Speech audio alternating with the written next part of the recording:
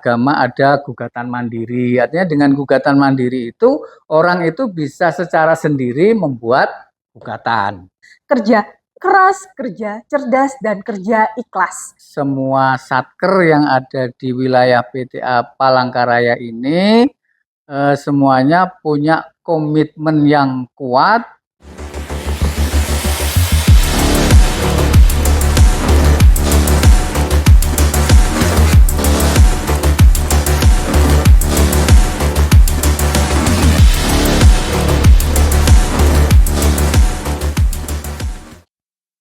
Assalamualaikum warahmatullahi wabarakatuh. Waalaikumsalam warahmatullahi wabarakatuh. Selamat datang kembali ke dalam program Ruang Bincang Pengadilan Tinggi Agama Palangkaraya. Program ini dibuat untuk meningkatkan layanan informasi publik kepada masyarakat sehingga masyarakat dapat mengenal lebih dekat tugas yang diemban oleh Badan Peradilan Agama di Indonesia.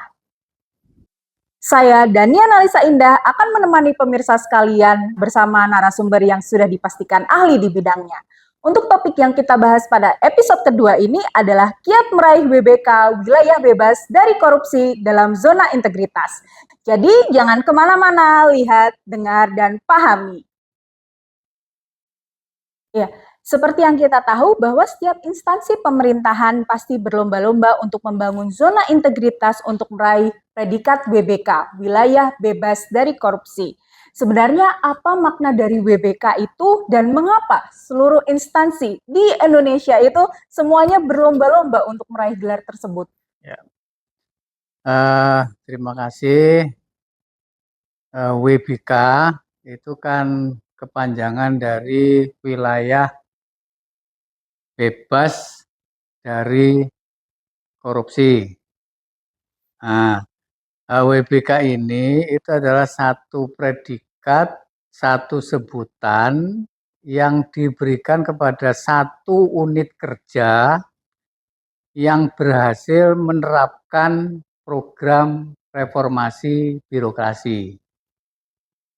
Nah, khususnya di bidang pencegahan korupsi, ya, dan peningkatan kualitas layanan publik.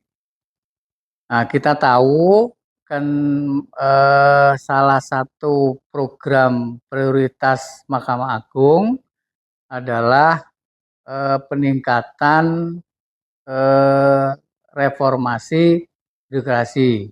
Dan ini dimulai secara nasional itu dimulai pada tahun 2010. Nah, sehingga bagi unit kerja, bagi satuan kerja ya yang telah berhasil menunjukkan komitmennya, ya, menunjukkan tekadnya, menunjukkan niat kuatnya untuk menciptakan lingkungan yang bersih, ya, bebas dari korupsi, ya, kolusi dan nepotisme.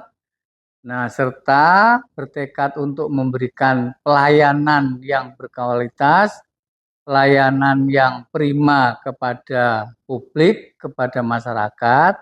Nah, yang berhasil meraih seperti itu, maka itu diberi satu predikat atau satu sebutan yang disebut dengan WBK.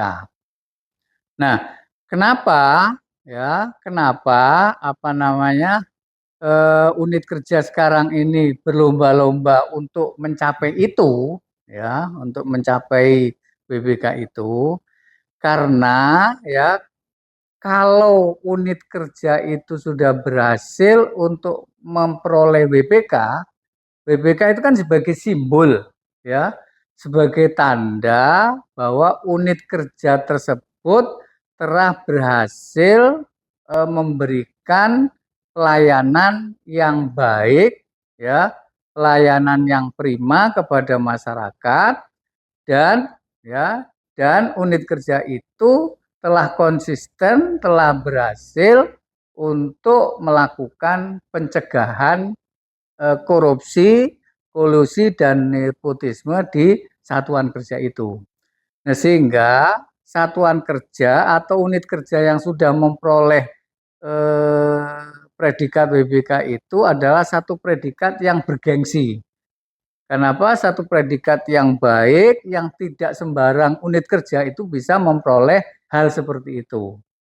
Nah, karena itu, kalau unit kerja itu sudah berhasil memperoleh seperti itu, berarti unit kerja itu sudah memperoleh satu sebutan, ya, satu simbol, satu tanda bahwa unit kerja itu adalah unit kerja yang pelayanan publiknya baik dan unit kerja yang pencegahan KKN-nya di unit kerja itu juga bisa berjalan dengan baik. Nah, karena itu wajar kalau mereka itu berlomba-lomba untuk itu, sehingga dengan predikat itu maka kepercayaan publik, ya, kepercayaan masyarakat terhadap lembaga itu akan menjadi semakin baik. Nah, seperti itu.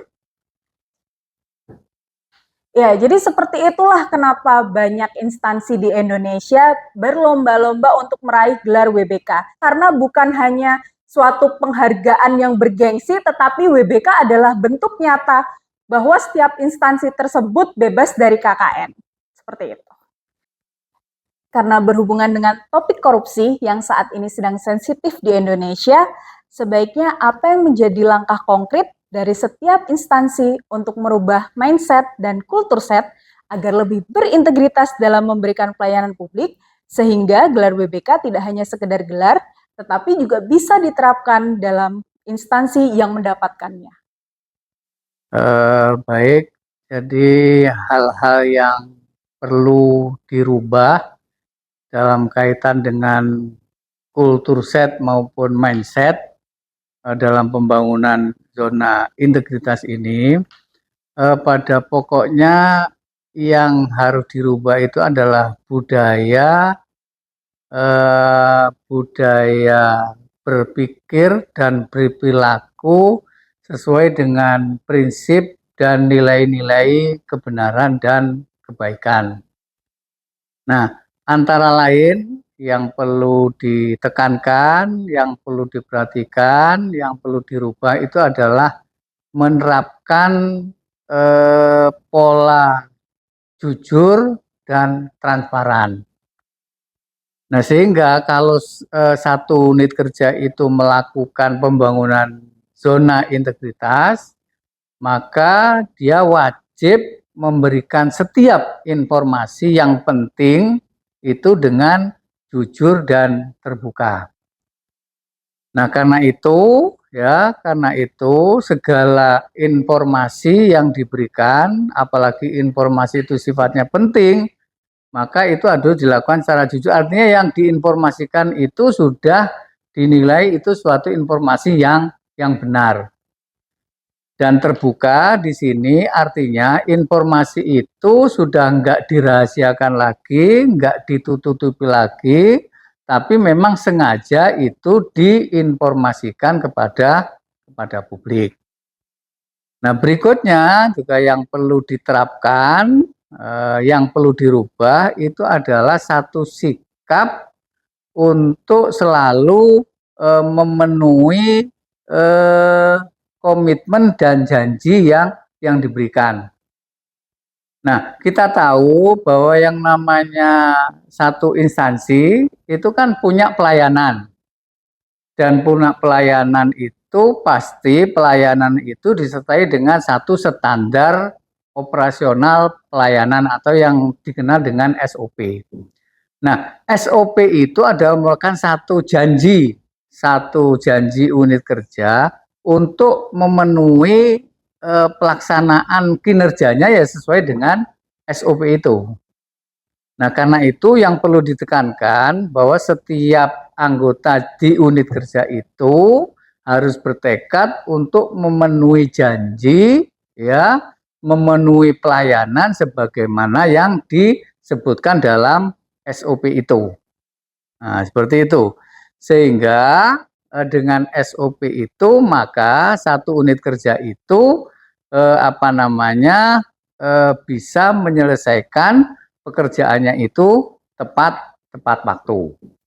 Nah, kemudian yang lain yang juga perlu diperhatikan dalam penerapan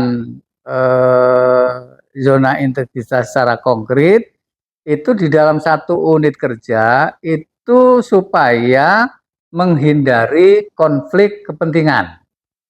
Nah, artinya ketika ada individu yang memiliki kepentingan pribadi, ya, kemudian kepentingan pribadi itu bertentangan dengan kepentingan organisasi, ya, maka kepentingan pribadi itu harus disingkirkan.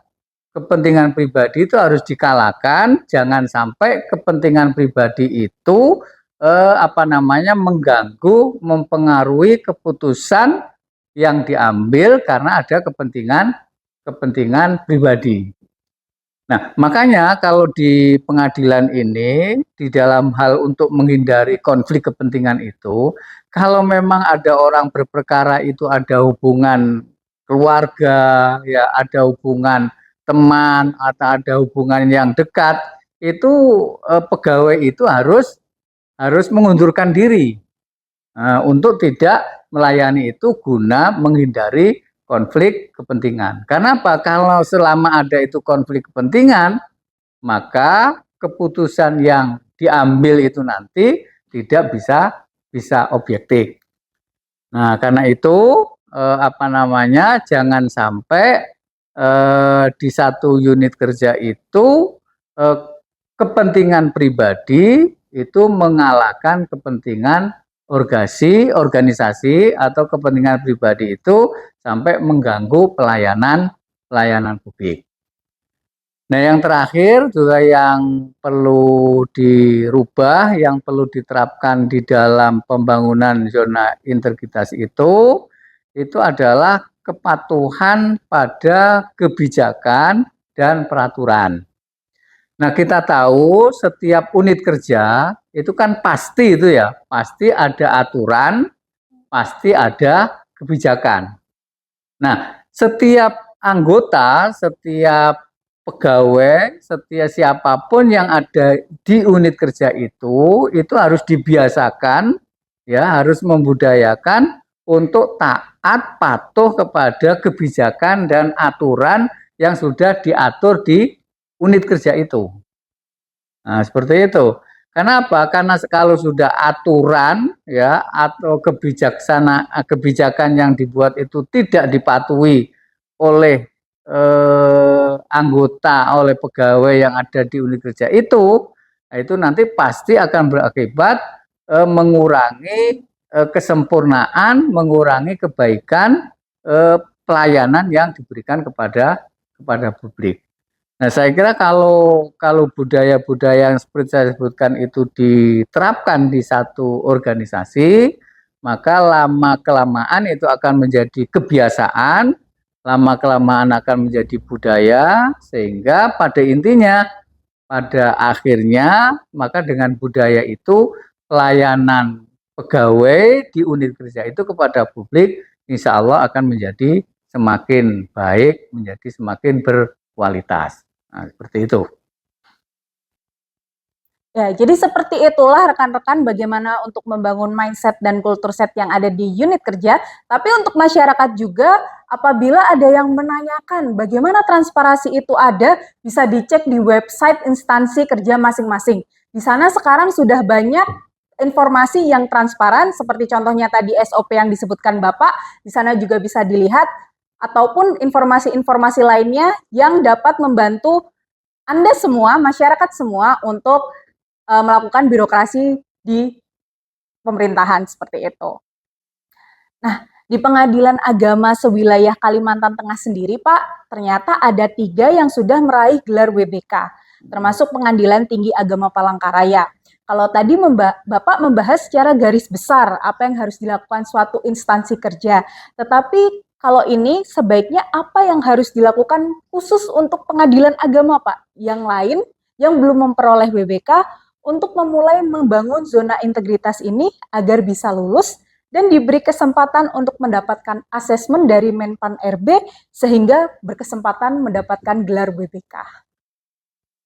Baik, memang satu instansi, satu unit kerja itu bisa memperoleh predikat WBK itu tidak mudah.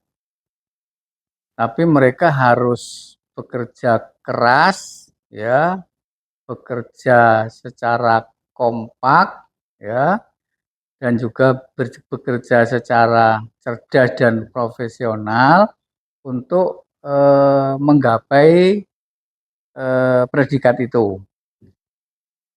Ada beberapa hal, ya, ada beberapa hal yang secara terus-menerus yang perlu diusahakan, diperhatikan, dan diusahakan semaksimal mungkin agar satu pengadilan agama itu bisa berhasil lolos sampai ke tahap memperoleh WBK. Itu yang pertama, itu adalah komitmen pimpinan dan semua pegawai. Artinya, mulai dari pimpinan, pegawai, ya, sampai dengan level yang paling bawah, itu semuanya komitmennya itu harus sama. Komitmennya harus satu, ya, mereka punya tekad, punya janji, punya komitmen yang kuat untuk bisa memperoleh WBK itu. Nah, yang pada intinya seperti yang saya sebutkan tadi, kan kalau untuk memperoleh WBK itu komitmennya itu hanya dua, yakni satu berusaha untuk mengurangi atau mencegah KKN yang pertama, kemudian yang kedua itu berusaha berjanji sekuat tenaga untuk bisa memberikan pelayanan yang baik, pelayanan yang berkualitas kepada masyarakat. Jadi komitmen itu sangat menentukan, baik itu komitmen dari pimpinan maupun dari seluruh pegawai.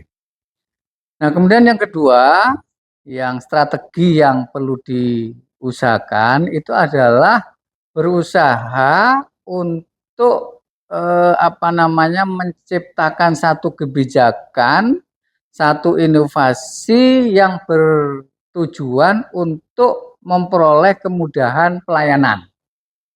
Artinya apa? Artinya satu unit itu harus berusaha bagaimana bentuk pelayanan yang ada di unit itu dipermudah. Kalau dulu kita sering dengar satu budaya, kalau memang itu sulit, ya kenapa harus dipermudah? Nah itu sekarang itu harus diberbalik. Kalau memang itu mudah, kenapa harus dipersulit? Nah, sehingga makanya kita lihat di PTA, di pengadilan-pengadilan agama, itu pasti berlomba-lomba untuk membuat satu kebijakan, satu inovasi untuk mempermudah pelayanan. Ya, contohnya kalau dulu kan misalnya antri sidang, itu kan harus datang pagi-pagi ke kantor baru bisa antri. Tapi kalau sekarang kan dengan aplikasi itu orang bisa dari rumah bisa antri. Contoh lagi kalau dulu orang daftar perkara itu kan harus datang ke pengadilan. Tapi sekarang dengan e-code itu orang bayar biaya perkara, orang daftar perkara itu bisa melalui Android dan itu dilakukan di mana saja. Itu namanya kemudahan pelayanan. Nah, kemudian berikutnya itu juga yang strategi yang perlu dilakukan adalah membuat inovasi pada layanan. Nah, inovasi itu bisa berbentuk kebijakan, bisa berbentuk teknologi. Nah, yang banyak itu yang sekarang inovasi adalah berbentuk teknologi. Dan itu di pengadilan agama itu sudah banyak dilakukan inovasi-inovasi untuk seseorang itu bisa dilayani dengan inovasi itu. Ya, kita di pengadilan agama ada gugatan mandiri. Artinya dengan gugatan mandiri itu orang itu bisa secara sendiri membuat gugatan. Nah, kemudian dengan sekarang dengan yang terbaru ini dengan EAC itu, nah, itu satu inovasi yang seseorang itu dengan dengan aplikasi itu, dengan inovasi itu, orang itu dengan AC itu sudah nggak perlu pakai kertas, nggak perlu datang ke kantor, tapi dari rumah dia itu sudah bisa mengambil, melihat AC-nya itu, akta cerainya itu. Nah, itu adalah satu strategi agar bisa sukses untuk WBK. Nah, kemudian juga yang penting, yang terakhir, yang perlu dilakukan, nah ini yang penting adalah juga manajemen media. Nah, artinya manajemen media itu bahwa setiap inovasi atau setiap informasi, ya, setiap kegiatan yang dilakukan oleh unit kerja itu dipastikan ya bahwa inovasi itu, bahwa pelayanan itu dipastikan bisa diketahui oleh masyarakat. Nah, sehingga setiap kali kegiatan, setiap kali ada inovasi, maka itu harus disebarkan, disosialisasi melalui media sosial. Nah, sehingga orang dengan inovasi, dengan perubahan yang ada di Satker itu, orang itu bisa tahu. Kalau ada inovasi, kemudian ada kebijakan, ada bentuk pelayanan, kemudian itu tidak diketahui oleh masyarakat, kan tidak ada gunanya. Tapi kalau itu nanti diketahui oleh masyarakat, masyarakat akan tahu, nah sehingga dengan masyarakat tahu itu dia akan memanfaatkan, menggunakan inovasi atau perubahan yang ada di Satker itu. Nah, mungkin itu beberapa hal ya yang harus disampaikan, harus dilakukan oleh satu pengadilan agama agar mereka itu bisa lolos, bisa berhasil untuk memperoleh WBK. Dan juga yang perlu diketahui untuk sekarang ini, untuk memperoleh WBK itu jangan hanya sebatas pada dokumen, ya, artinya dokumen itu yang penting dokumennya baik, tapi pada kenyataannya tidak. Nah, itu jangan sampai seperti itu. Artinya dokumen dengan pelaksanaan kinerja di Satker itu harus sesuai. Nah, seperti itu. Kalau tadi untuk di Kalimantan Tengah sendiri kan baru ada 3, Pak. Tapi ternyata seperti yang kita tahu bahwa dalam salah satu presentasi di Megamendung tahun 2024, Bapak Dr. Haji Chandra Boy Seroza, SAG MAG, itu mengatakan bahwa di instansi Mahkamah Agung sendiri baru ada 110 pengadilan agama dari 400 lebih PA yang mendapat gelar WBK. Hal ini kan membuktikan bahwa ternyata membangun zona integritas untuk meraih WBK itu banyak tantangannya, Pak. Ya. Jadi menurut Bapak, apa tantangan terbesar saat memulai proses membangun zona integritas tersebut? Terlebih seperti yang saya tahu kalau di awal tahun 2025, Bapak juga sempat memimpin rapat juga dalam rangka percepatan pembangunan ZI di PT Akupang ya, Pak, ya seperti itu. Baik. Memang seperti yang saya sampaikan tadi bahwa program atau kegiatan untuk pembangunan ZI bisa lolos memperoleh WBK ini itu kan bukan pekerjaan yang mudah, bukan pekerjaan yang sederhana, bukan pekerjaan yang ringan. Tapi adalah pekerjaan yang perlu usaha dan pemikiran yang sungguh-sungguh. Dan yang namanya satu kegiatan itu kan pasti ada tantangan, ada hambatan. Nah, kalau saya melihatnya tantangan yang berat ya, yang tantangan yang terbesar dalam pembangunan JATI itu yang pertama adalah resistensi terhadap perubahan. Artinya resistensi terhadap perubahan itu, artinya kan kita di Satker, di unit kerja itu kan banyak orang, banyak pegawai, ya banyak orang yang terlibat dalam pembangunan itu. Nah itu ada kan tidak semua orang itu setuju dengan pembangunan JATI itu. Ada beberapa orang yang resisten. Ada beberapa orang yang tidak setuju, yang menolak tentang pembangunan JET itu. Nah, kenapa dia menolak? Karena ini barangkali alasannya itu karena dia sudah merasa nyaman, merasa enak dengan pola kerja, budaya kerja yang selama ini dilakukan. Nah, sehingga dengan adanya tantangan perubahan itu, dia tidak tertarik. Tidak tertarik, dia tidak setuju, dan bahkan kadang-kadang yang dia menolaknya itu karena ada kepentingan pribadi. Nah, pengalaman yang pernah saya lakukan yang berat untuk merubah ini, contoh kecil. Dulu di setiap satker, ya bukan hanya di PA, tapi di mana-mana kan kalau orang itu parkir, ya itu kan bayar itu, ya kan? Bayar itu. Nah, entah itu 1.000 atau kadang-kadang tidak ada tarif, tapi orang serelanya supaya ngasih. Nah, kalau dengan pembangunan JET itu kita mau seperti itu kan sudah nggak boleh lagi. Nah, bagi orang-orang seperti ini, kalau diajak untuk berubah, saya kira sulit. Nah, dia pasti menolak tentang perubahan itu. Itu namanya resistensi.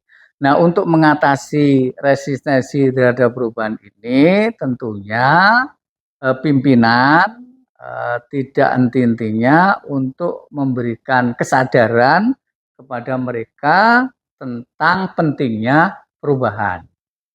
Yang namanya kita instansi, kita yang namanya unit kerja, dengan adanya tuntutan yang semakin kompleks itu kita harus berubah.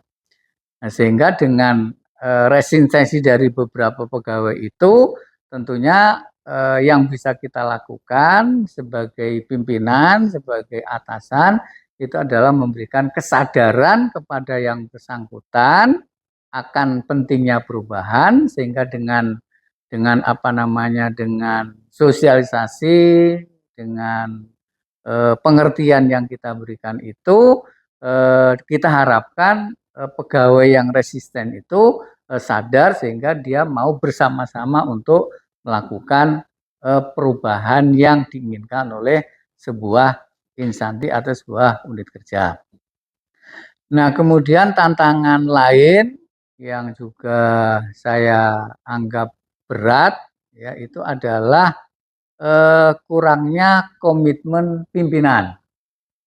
Artinya untuk pembangunan zona integritas ini itu komitmen pimpinan untuk bisa berubah, untuk bisa mencapai itu adalah sangat sangat kuat. Nah, karena itu ya kalau ada pimpinan yang tidak komit, ya pimpinan yang tidak memberikan contoh nyata, pimpinan yang tidak mengawal, yang tidak terjun langsung ikut serta dalam pembangunan zona integritas ini, saya yakin keberhasilan di satu unit kerja itu sulit untuk bisa berhasil melakukan pembangunan zona integritas. Nah, karena itu pimpinan di satu unit kerja kalau ingin sukses meraih WBK, maka komitmen dari pimpinan ini harus kuat, ya, dan dia harus memberikan contoh nyata tentang integritasnya, dan juga dia harus mengawal langsung pembangunan JET itu mulai dari perencanaan, implementasi maupun untuk monitoring dan evaluasinya. Nah, kemudian yang terakhir yang saya kira juga tantangan yang terbesar itu adalah keterbatasan sumber daya. Kita tahu bahwa sumber daya itu adalah bisa dari sumber daya manusia, mennya, atau sumber daya dari dananya. Artinya apa? Artinya pembangunan zona integritas ini pasti memerlukan dana, ya, pasti memerlukan tenaga, ya, untuk bisa melaksanakan itu. Nah, kita tahu bahwa untuk melakukan pembangunan zona integritas kan kita tahu tidak ada anggaran khusus untuk itu. Nah, sehingga satker atau unit kerja itu harus bisa mengatur, ya, harus bisa mengolah anggaran yang ada untuk bisa mendukung pembangunan zona integritas ini. Contohnya dalam keberhasilan zona integritas itu kan kita bisa untuk melakukan pelayanan yang baik, pelayanan yang berkualitas. Nah, untuk menuju ke sana itu kan perlu sarana dan prasarana. Nah, karena itu dengan anggaran yang ada, dengan anggaran yang terbatas itu, pimpinan maupun pengelola keuangan di satu unit kerja itu harus secara bijak, secara jenius, secara canggih untuk bisa mengatur itu sehingga dengan ada anggaran yang terbatas itu bisa memenuhi keinginan sarana dan prasarana. Termasuk juga yang tidak kalah penting adalah sumber daya manusianya. Nah, untuk mengatasi SDM ini makanya di dalam melakukan pembangunan zona integritas itu kan untuk meningkatkan keterampilan, meningkatkan pengetahuan, meningkatkan kemampuan dari SDM itu diadakan dengan DDTK, kemudian diadakan dengan briefing, ya, kemudian mengambil orang untuk melatih keterampilan bagaimana cara untuk menerima tamu, ya, cara bagaimana supaya menerapkan memberikan pelayanan yang ramah. Nah, seperti itu adalah perlu pelatihan, perlu bimbingan, perlu untuk meningkatkan keterampilan. Nah, sehingga dengan keterampilan, dengan kemampuan dari SDM itu, maka dengan semua itu nanti akan akibatnya, efeknya akan menjadikan pelayanan yang diberikan itu akan menjadi berkualitas, menjadi baik, sehingga keluhan, sehingga kekecewaan dari publik itu semakin lama bisa semakin dikurangi. Nah, seperti itu. Ya, baik Bapak, karena tadi sudah membahas tantangan dan solusinya ya Pak, boleh dong Pak berbagi 3 kiat utama yang perlu diperhatikan untuk membangun zona integritas sesuai dengan pengalaman Bapak sendiri, karena seperti yang dijelaskan sebelumnya itu ternyata tantangannya besar dan walaupun sudah ada solusinya mungkin ada tips dan trik yang lainnya Pak. Baik, kalau menurut saya triknya untuk bisa sukses itu kita harus kerja keras, ya, kerja cerdas dan kerja ikhlas.